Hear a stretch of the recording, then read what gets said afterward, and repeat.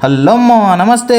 దీనేష్ పిండి అనుకోకుర్మా, ఇదైతే చేపల మసాలా. ఇలా మనం అయితే రొయ్యల ఫ్రై అయితే వేసుకుందామా. మనం అనుకోకుండా ఊరి పోయినమ్మా, ఊర్లో అయితే గాలలకే టైగర్ రొయ్యలు పడుతున్నాయమ్మా. ఈ ఆటిని చూసి అయితే మనకు పానం ఆగదమ్మా. మనం కూడా గాలలో అయితే ఆ టైగర్ రొయ్యల్ని పట్టుకొచ్చి అయితే ఎంపుతున్నామ్మా. ఇలా ఎట్లా ఎంపినామో లాస్ట్ వరకు అయితే చూడరమ్మా. రొయ్యలు అయితే మనం మధ్యలో కట్ చేసుకున్నామా. మధ్యలో కట్ చేసుకుని అయితే మంచిగా మసాలా అయితే తట్టించినాం అన్నిటికీ. ఇక అదే సింగిల్ గాలలకు మనకు రవ్వ కొర్రమట కూడా పడ్డదమ్మా. వాటికి కూడా మంచిగా మసాలా పెట్టుకున్నామ్మా. మనం అయితే మంట మీద పెంక పెట్టి పెంకలు అయితే నూనె పోసుకొని రొయ్యలు అయితే వేసుకున్నాం. ఏం చెప్పావురా?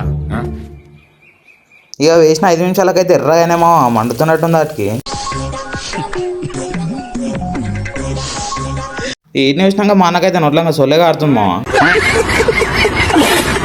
గ్యాస్ స్టవ్ మీద వేయించేమో అని కట్టెల పొయ్యి మీద వేయించుతుంటే జబర్దస్త్ ఫీల్ ఉంది మావా. ఈ సింగిల్ పిల్లలకు రొయ్యలు ఎట్లా పట్టినా తెలియాలంటే పార్ట్ 1 కమెంట్ చేసి 10,000 లైకులు అయితే కొట్టరు మావా. ఏం పెట్టి పట్టినామో ఏమేమి వాడాలో అన్నీ అయితే క్లియర్ గా చెప్తామా మీకు ఆ వీడియోలో. చేపలన్నీ అయితే జబర్దస్త్ అయినేమో, అన్నిటిని చూస్తుంటే నోట్లు అయితే ఊరిలు ఊరుతున్నాయేమో అందరికి. వాటిని చూస్తుంటే పానమాక మంచి కొమ్మకి అయితే నోట్లేసుకున్నామా. టేస్ట్ అయితే జబర్దస్త్ ఉంది మావా. చేపలు తిన్నాం కాబట్టి రొయ్యలు తినగానే మస్తు అనిపించింది మా నోరుకి. వాళ్ళు అయితే 5 నిమిషాలలో అన్ని తిని ఉత్తబొక్కలు అయితే ఉడిచిపెట్టారు మా ప్లేట్లలో. నాకు ఏడుపు వస్తుందిరా. మన రొయ్యల టేస్ట్ నచ్చి అయితే ఇంటికి కూడా పార్సల్ కట్టుకోపోయారు. ఇవాళకి వీడియో ఎంతేమో. మన వీడియో నచ్చినట్టయితే లైక్, షేర్, సబ్స్క్రైబ్ చేసి పెట్టుకో. Okay bye.